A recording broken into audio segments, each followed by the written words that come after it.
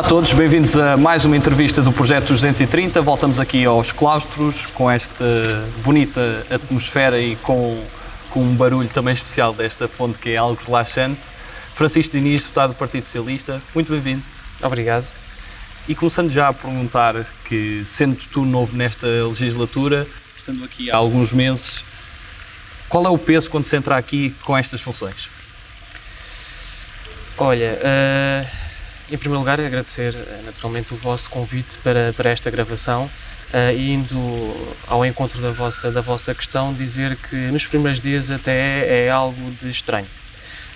Recordo-me bem do meu primeiro dia em que comecei a receber muitas chamadas até da própria comunicação social do meu concelho a pedir uma entrevista em direto, muito rápida, e eu dizia-lhes que ainda não caí muito bem em mim porque o sentido de responsabilidade que nós temos sempre, não só quando entramos aqui como deputados, mas quando também somos candidatos, quando aceitamos pertencer à lista, neste caso eu à lista do Partido Socialista, nós temos de ter já uma noção daquilo que é a responsabilidade.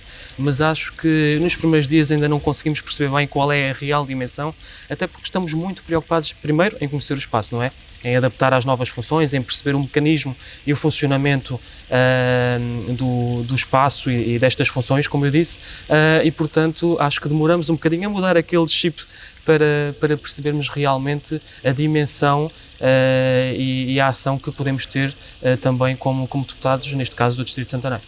Tu mencionaste também a tua terra e também a ligação que às vezes há com os órgãos de comunicação local e com a vida de uma comunidade, de uma localidade.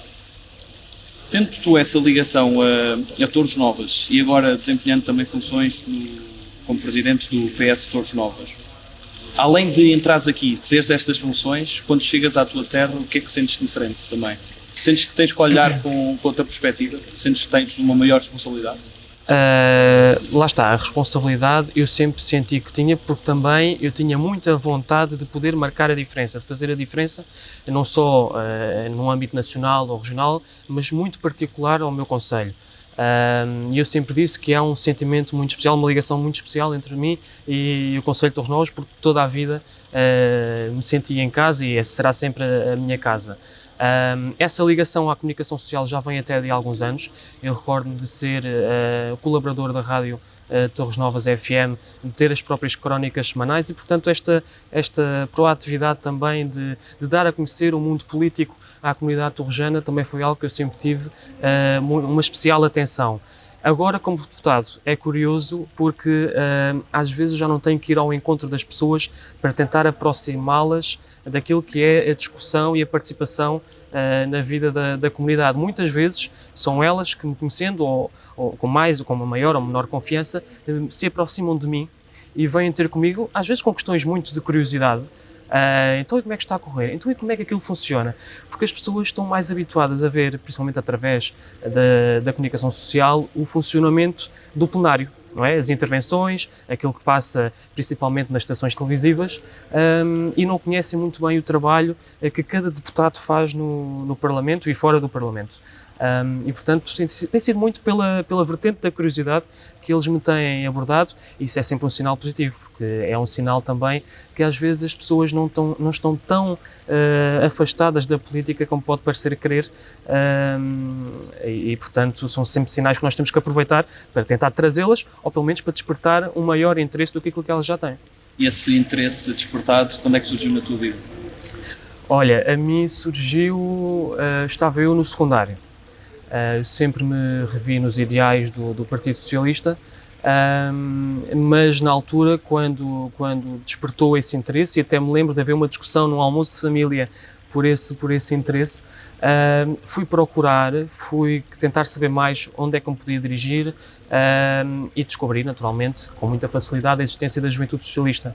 No entanto, no Concelho de Torres Novas, a Juventude Socialista ainda tinha pouca gente, não tinha assim tantas atividades que pudéssemos constatar rápido e promover um contacto, uma ligação para eu poder fazer a minha participação ativa.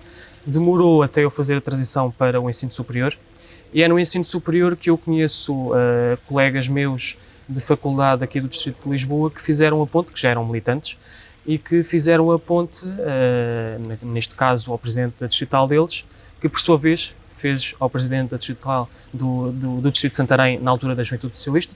Creio que já fizeram uma entrevista com ele, com o deputado Hugo Costa, na altura era o Presidente Distrital da JS, e que, com o contacto que lhe deram, entrou em contacto comigo e combinámos e colocou-me logo a par do funcionamento da organização e fez-me a ponte, neste caso a JS e ao PS Torres Novas. Falaste dos momentos da faculdade, não foste logo para Direitos e tiveste também uma passagem que se calhar te fez aprender também com o teu primeiro emprego. É verdade. Eu Eu tomei uma decisão na saída do secundário, entrar no curso de Ciência Política. Depressa percebi que não era bem aquilo que era a minha vontade. Quando contactei com as primeiras disciplinas, percebi bem que não era a minha vontade de dar seguimento ao meu percurso profissional por essa via. E tomei a decisão de que não valia a pena dar continuidade naquele ano letivo aos estudos e voltei para Torres Novas, já com a decisão tomada de querer ir para Direito.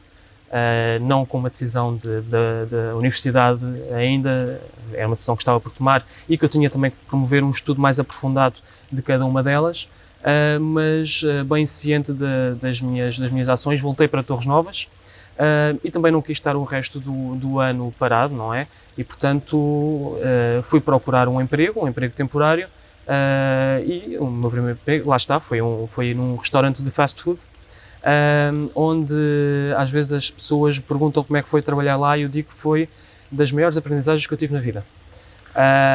Até porque o ambiente com que eu contactei, de muita proximidade, de muita unidade, mas um contacto com histórias de vida muito particulares. E agradeço muito os destinos que me encaminharam para ali, porque foram muitas dessas experiências que eu acabei de beber das outras pessoas que me reforçaram a convicção dos valores e da necessidade da minha intervenção na vida pública para casos muitos como aqueles que constatei naquele momento. Aliás, amizades que ainda hoje perduram. Recordo-me de um caso muito particular do Fábio, que foi a pessoa responsável por me ensinar a trabalhar lá naquele espaço, que hoje está em França, e sempre que vem a Portugal liga-me e encontramos, seja em Lisboa ou em Torres Novas, para termos a conversaria, para termos um momento de convívio, e portanto são ligações que ficam, e agradeço muito a minha passagem por lá, que foi, como eu disse, de grande aprendizagem. E que ligações é que ficam também da Faculdade de Direitos da Universidade Nova? Olha, na Faculdade de Direito mantenho o contacto com algumas pessoas, não tão regulares como eu gostaria, mas lá está, a vida proporciona-nos muitas vezes caminhos diferentes e esses caminhos, algumas pessoas que eram muito próximas nem estão, neste caso, no nosso país, outras estão e algumas delas também ainda mantêm a sua militância ativa dentro da organização e, portanto, muitas vezes são esses momentos dentro, seja do Partido Socialista ou à volta dele, que acabamos por meter também a conversa em dia com alguns contactos que fiz na faculdade e, portanto, não tão regulares como eu gostaria, como eu disse, mas mantenho o contacto sempre que possível. E depois de Direito, o que é que surge na tua vida profissional?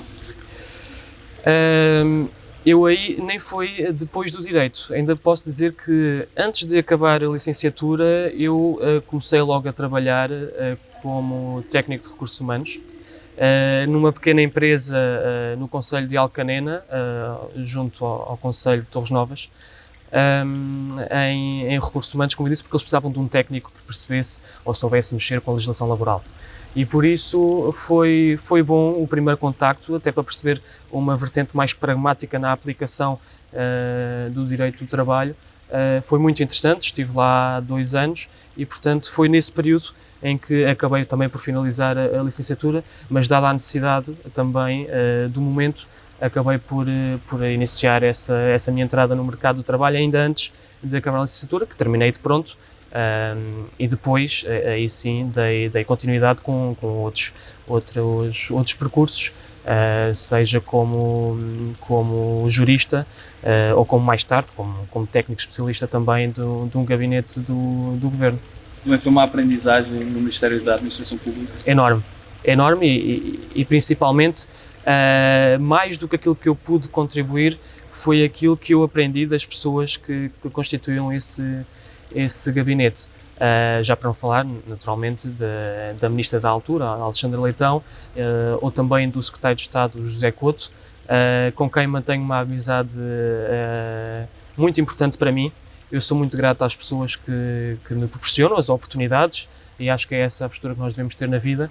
Aliás, ainda há pouco tempo, o José fez questão de vir de propósito dos Açores para vir ao meu casamento e, portanto, são ações que nos dizem muito e que nos ficam eternamente gravadas no nosso coração, não é? E de que forma começaste a ver... Mas peço desculpa só por interromper, isto dizendo-te que a qualidade dos técnicos que compunham o gabinete, muito particular também pela capacidade da chefe de gabinete de gerir o próprio gabinete, é algo que me ensinou muito. E numa vertente também muito pragmática, porque quando nós estamos nesta posição agora, nestas funções de deputado, também temos muito bem que perceber como é que é o funcionamento do governo, também para podermos entender como é que devemos trabalhar, neste caso em parceria, também para podermos fazer a diferença nestas funções. Que visão é que também trouxe sobre a própria administração pública? Esta máquina que faz funcionar o Estado e muitas críticas que têm sido feitas de agora temos cada vez mais funcionários mais envelhecidos e termos essa grande dificuldade de inovação e de manter talento. A administração pública sofre muitas vezes de algumas críticas injustas. Os funcionários públicos, e principalmente aqueles que eu tenho contacto, ou que tive contacto também a partir dessas funções que acabámos de falar, mas também daqueles que eu conheço do meu distrito, do meu concelho, são críticas muitas vezes injustas. Os trabalhadores da função pública são trabalhadores empenhados, são trabalhadores que tiveram, por exemplo, no caso durante a pandemia, um esforço adicional e foram fundamentais para que conseguíssemos o virar da página desses desafios do momento, e portanto eles sofrem muitas vezes de algumas críticas muito injustas. Eu diria que essa palavra é a mais adequada mesmo para a situação, porque temos funcionários que pregam muito pelo exemplo, que são muito responsáveis, muito trabalhadores, contrariamente ao estereótipo que lhes foi criado e que muitas vezes nós sabemos que quando se fala da administração pública vêm de imediato essas críticas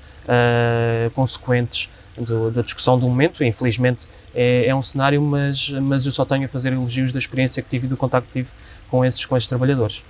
E já aqui na Assembleia da República tens trabalhos em diferentes comissões, uma delas como suplente e duas como efetivo. Especialmente nestas duas, quais é que foram os maiores desafios que enfrentaste e aqueles momentos que te marcaram mais?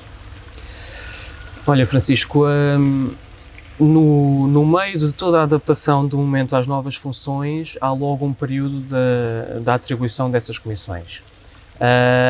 E recebi o convite para ser vice-coordenador da Comissão da Cultura, mas muito mais virado para a área da juventude e do desporto, a área que tenho particularmente um gosto por sempre ter estado ligado ao desporto, e portanto essas funções com particular foco no desporto têm-me dado uma satisfação muito especial e naturalmente um estudo, uma preparação que é necessária, mas também o contacto com as diversas entidades e também a consequente criação do grupo de trabalho para a integridade e para o combate à violência do desporto foram momentos muito importantes para que possamos trilhar aqui um percurso de trabalho e sejamos capazes de dar resposta a essas necessidades e, portanto, nessa área do desporto é com especial empenho que procurarei dar o meu contributo para podermos chegar a políticas públicas capazes de dar respostas a problemas que têm vindo também a crescer na nossa sociedade. Na área do ambiente também, não tanto com um aprofundar da matéria, porque não me cabe a mim fazer também essa gestão, cabe neste caso ao deputado Ricardo Pinheiro, como coordenador do grupo parlamentar nessa comissão, fazer e que tem feito muito bem, mas também das várias temáticas que me têm dado. Ainda ontem fui a uma audiência sobre a proteína verde, em que, para além do contributo que nós podemos dar, que eles nos pedem, nós depois naturalmente temos que fazer o discurso dos documentos, do que está em cima da mesa, e isso demora o seu tempo, isso é inevitável, mas também aprendemos muito. Ontem, nessa audiência, foram muitos os dados que eu desconhecia e que são muito importantes para podermos tomar decisões conscientes e capazes de dar respostas àquilo que são as necessidades. E voltando ao desporto, tens também uma ligação ao desporto, ao clube da tua terra e sobretudo aqui ao futebol, que é o mais falado muitas vezes pelos piores exemplos que traz, e daí também o grupo de trabalho em que estás envolvido. Porquê é que nós não conseguimos mudar isto? O que é que podemos aprender de outros países, como por exemplo Inglaterra, que conseguiu fazer uma grande diferença, e que soluções é que podemos trazer, se é possível fazê-lo? Bom, é verdade que há outros países que implementaram medidas e que alteraram completamente o paradigma que viviam naquele momento. Deste o caso da Inglaterra, meados dos anos 90 principalmente, mas a Inglaterra também não era uma situação nem pouco, mais ou menos comparada com aquela que nós temos. A Inglaterra vivia uma situação dramática relacionada com os hooligans que assolava todo o futebol, seja do escalão superior a outros médios e até nos escalões mais baixos. Era transversal à realidade futebolística inglesa e, portanto, medidas drásticas tiveram que ser tomadas. Não é em nada comparado com aquilo que nós vivemos. Agora, é verdade e temos que reconhecer que a violência do desporto é algo que nós temos que tomar uma atenção especial e aqui a Comissão, ciente desse trabalho e dessa necessidade, criou o grupo de trabalho para que pudesse dar uma resposta ou principalmente um estudo e ouvir as entidades também para o efeito, mas nós temos que ter, como eu disse, essa especial atenção. A violência do desporto necessita, acima de tudo, de uma educação de todos os envolvidos. Naturalmente que precisa também de ações políticas e o próprio Estado já veio por diversas vezes salientar essa importância e a própria adoção iminente de medidas para dar resposta a esse cenário. Agora, parte de todos os envolvidos, seja dirigentes, sejam atletas, sejam na formação dos próprios pais, e quando digo nos escalões de formação, os pais dos atletas, era aí que eu queria chegar, não da formação dos pais, mas na necessidade, no consciencializar os pais para a necessidade de comportamentos ou posturas mais adequadas. Parte de todos os envolvidos, como eu disse, uma ação para que possamos chegar a uma prática do desporto, e neste caso muito em particular do futebol, mais saudável, mas atenção, que não é só no futebol. Muitas vezes podemos aceder com muita facilidade, a partir da comunicação social, a situações que ocorreram em outras modalidades, não só no profissional, mas também no amador. E fora a política mais partidária, o que é que também acaba por preencher a tua vida nos tempos livres? Olha, os meus hobbies, nós temos estado a falar do desporto e naturalmente que está associado também ao clube da minha terra. Aliás, falaste há pouco e mencionaste o Clube Desportivo de Torres Novas. Eu desde muito cedo que estive ligado ao clube. Recordo-me bem quando era ainda miudinho, muito pequeno, acompanhava o meu pai nos jogos quinzenais, não é? Porque as equipas fazem o jogo em casa e o jogo fora. Fora não acompanhava, mas todos os jogos que eram realizados no estádio municipal acompanhava o meu pai e, portanto, recordo-me bem dos jogos do Clube Desportivo de Torres Novas de há muitos anos. E portanto fiz muita questão também de, quando o meu pai se afastou, eu próprio manter essa ligação. Também tenho naturalmente um carinho especial por outro clube do concelho, o Clube Atlético Riachense.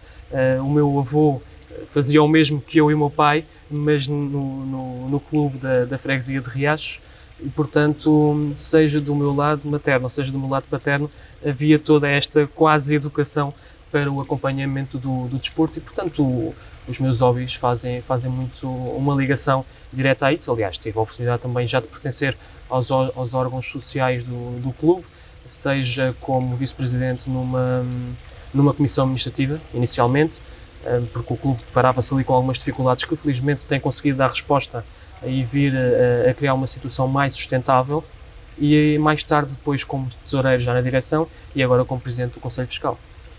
E no mundo da música, o que é que tu gostas de ouvir? Eu sou muito dos anos 80.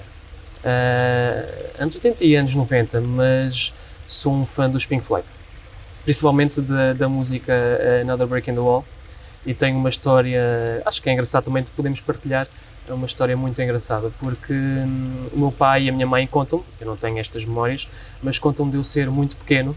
Eu, na altura, morava no entroncamento, fazia a minha vida em Torres Novas, mas os meus pais tinham ainda a habitação no entroncamento e depois, um pouco mais tarde, mudámos para Torres Novas, mas enquanto ainda morava no concelho vizinho, à noite, eles davam voltas dentro do carro a ouvir esta música, porque eu era já um fã da música.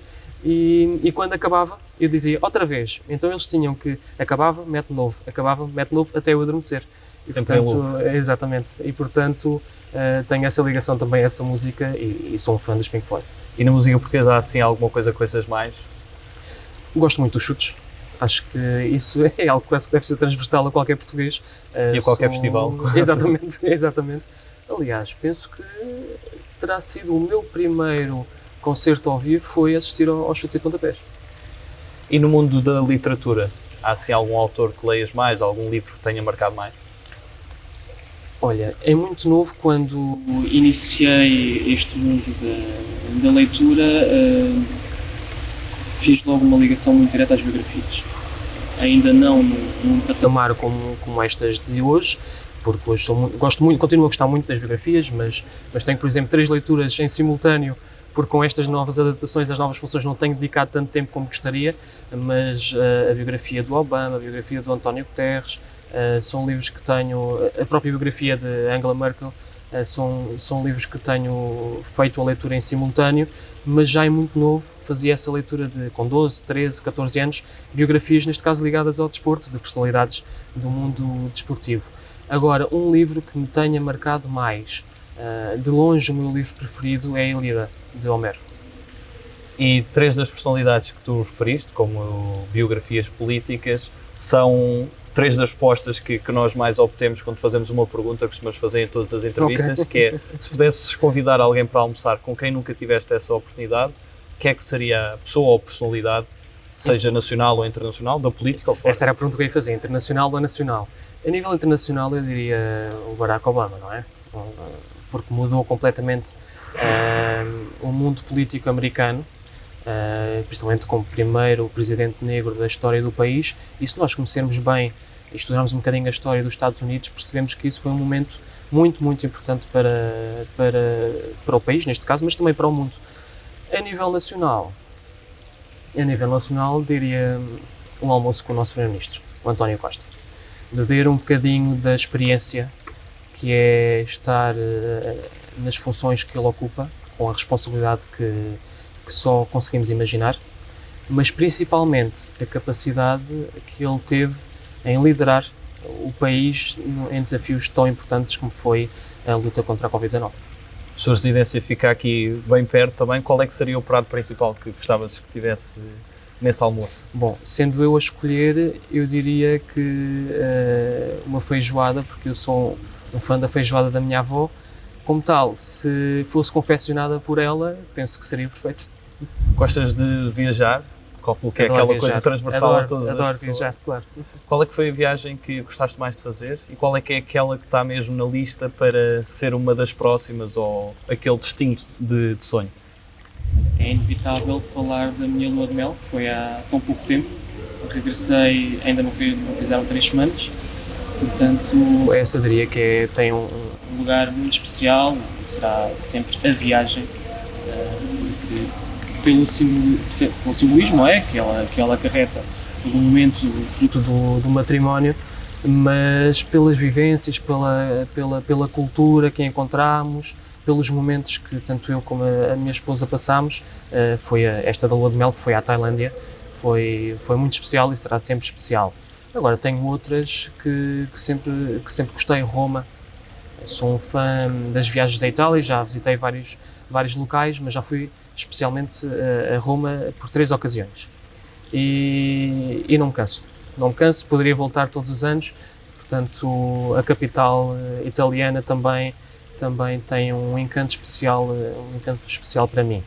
Quanto àquelas que eu gostaria, tendo em conta que estive agora na Ásia, gostava de mudar um bocadinho a realidade e se calhar América do Sul ou América do Norte, Se calhar na América do Norte, os próprios Estados Unidos seriam interessantes de visitar, mas ainda não tenho bem definido o que é que gostaria. Se calhar uma viagem pela América, uma das Américas, mas não tenho bem definido qual o local em concreto. Há um outro país que eu desde muito cedo, porque sou um fã, e aqui vem o meu modo geek das animes e da banda desenhada, gostava muito de visitar o Japão. Por essa razão, sempre desde muito cedo me criou esse particular gosto, e bebemos também muito dessa via da história do país e, portanto, gostava muito de visitar Tóquio, mas principalmente Kyoto. Voltando às biografias que falaste, se um dia fizessem uma biografia sobre ti, qual é que achavas que te orgulharias de ser o ponto principal? Ou o que é que tu gostarias mais de deixar com este percurso? Olha, eu gostaria que a minha autobiografia se calhar não se focasse tanto no percurso enquanto político, mas mais na pessoa. Eu sou uma pessoa que guarda com muita saudade os vários momentos da vida, seja os momentos da escola primária, seja mais tarde no secundário, seja da faculdade, ou de experiências profissionais ou simplesmente de lazer. Mas eu sou muito ligado às pessoas e custa muito perder o contacto com elas. Há pouco falaste se eu mantinha contacto com pessoas da faculdade ou do secundário, e sou aquele que procura muitas vezes as pessoas tentar promover, seja um almoço, um jantar, um convívio, porque fica-me sempre uma ligação a elas pelos momentos. E portanto eu gostava muito mais de que uma autobiografia ou uma biografia, se pudesse, uma auto, pronto, seria eu a escrevê-lo, e portanto aí poderia focar como quisesse, mas se fosse uma biografia escrita por outra pessoa, gostava que se focasse mais na pessoa e não tanto pelo percurso político. Mas no percurso político, naturalmente a ligação desde sempre ao meu concelho, seja como eleito na Assembleia Municipal já há alguns anos, ou também na Assembleia de Freguesia, que sempre que posso estou presente. No mandato passado, não consegui, fruto das funções do momento, estar em todas as sessões, mas nesta, felizmente, tenho sido capaz de o fazer e vou com todo o gosto acompanhar também aquilo que são os destinos da minha freguesia. Mas lá está, esta ligação desde sempre ao meu concelho, ao meu distrito, mas também pelas causas de âmbito nacional que sempre abracei. Falando do nosso país, se pudesse resumir Portugal numa palavra, que palavra é que escolhias? Portugal, eu descreveria liberdade. Liberdade porque o privilégio que nós temos em podermos estar aqui a falar um com o outro é algo que não é vivido em todos os países, mas, aliás, a própria vestimenta nesta conversa é ao nosso gosto, não está condicionada, felizmente para nós, mas infelizmente para outros, e como casos que nós temos observado e temos constatado nos últimos tempos. Mas liberdade é algo que também é muito nosso, até pela forma como a conseguimos alcançar. Tão desejada, e a forma como a alcançamos é até um exemplo para o resto do mundo. E, portanto, liberdade. E se pudesses deixar uma mensagem aos portugueses, que mensagem é que deixarias? Deixaria uma mensagem de otimismo e confiança. Otimismo porque fomos capazes de superar as adversidades até ao momento e, portanto, certamente vamos ser também capazes de virar as próximas páginas e os próximos desafios com que vamos ter que nos enfrentar. E confiança, porque muito ligado a este traço otimista, temos também que confiar nas lideranças, e se as lideranças foram capazes também de, muito recentemente, já dei aqui o exemplo da pandemia, foram capazes de nos guiar tão bem nesse virar de página dessa circunstância, serão também certamente capazes de virar as próximas e ajudar os portugueses nos momentos difíceis, para que momentos mais próximos virão. Francisco, muito obrigado pela tua entrevista e pela tua participação neste projeto. Obrigado. E obrigado a todos lá em casa que nos acompanham várias vezes, continuam a seguir estas entrevistas, a todos os que fazem parte desta equipa e fazem isto acontecer, neste caso também ao Tiago Guerreiro, que está ali atrás da câmara a fazer isto possível. Contamos convosco na próxima entrevista, fiquem atentos. Até à próxima.